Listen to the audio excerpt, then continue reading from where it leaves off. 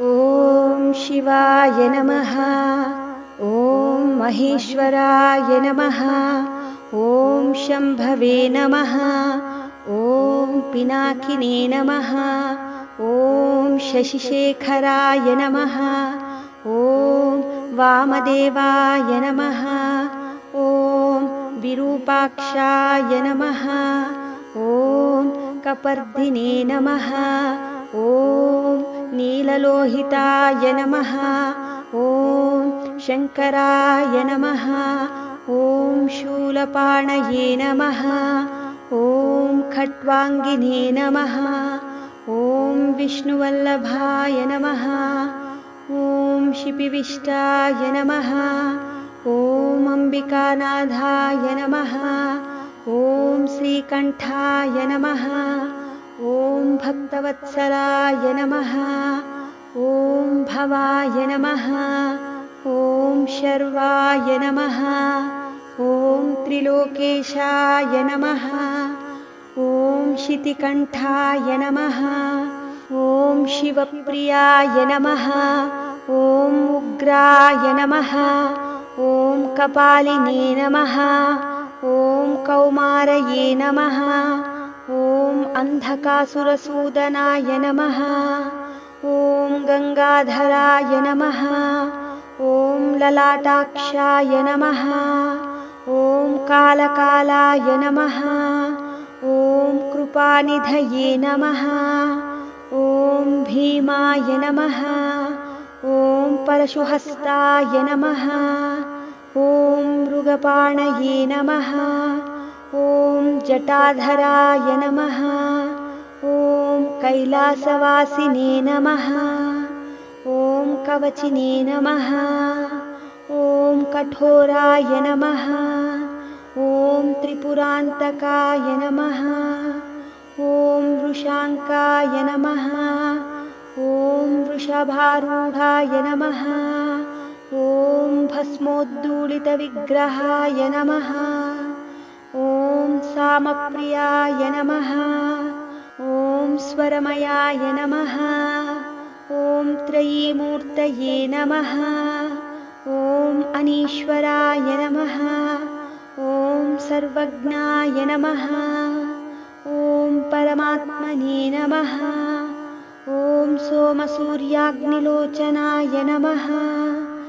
ॐ हविषे नमः। ॐ यज्ञमयाय नमः। ॐ सोमाय नमः। ॐ पञ्चवक्त्राय नमः।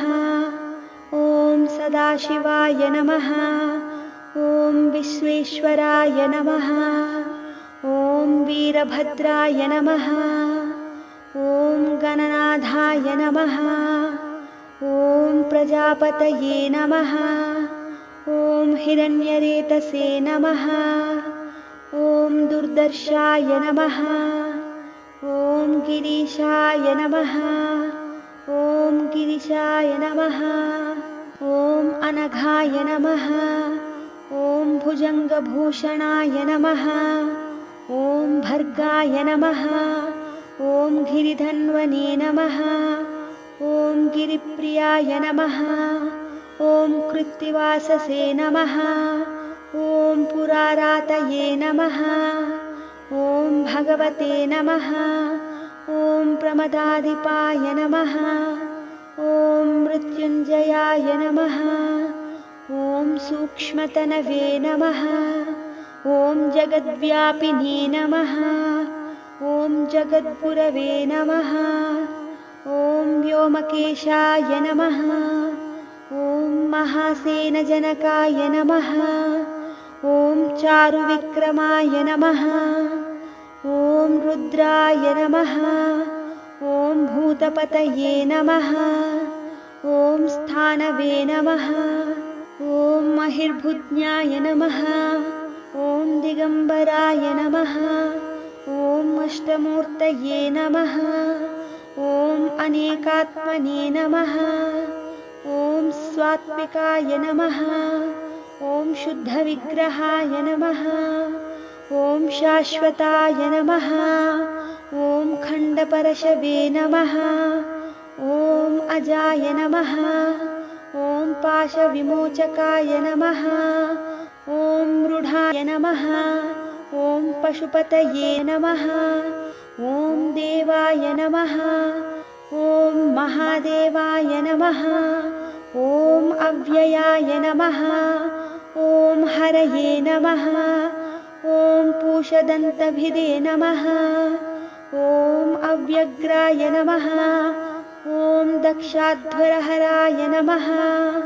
ॐ हराय नमः। ॐ भगनेत्रभिदे नमः। ॐ अव्यक्ताय नमः।